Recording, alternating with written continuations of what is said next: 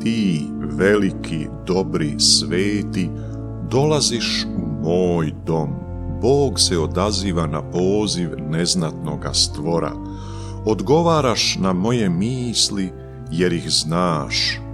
Hoću li ti noge oprati, kao što ti, ponizni, to svojim učenicima činiš? Dajem li ti s ljubavlju poljubac, ili sam kao Juda, kome samo usne učitelja ljube, a u srcu mu zli hara? Klanjam li se tebi, pomazaniče očev, ili oholo buncam o nekakvom mesiji mojih interesa i neznanja? Pokaži mi, Gospodine, kolike si mi duge otpustio, smilovao mi se, milost mi dao. Ti me povedi i pouči da te ljubim mnogo do kraja.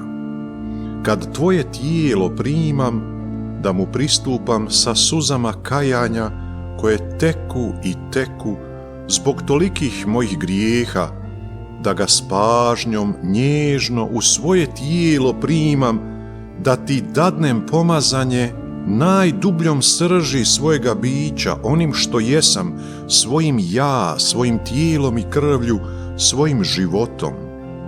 Tada više neću imati svoju bunu i nemir, nego tvoj mir, Spasitelju moj.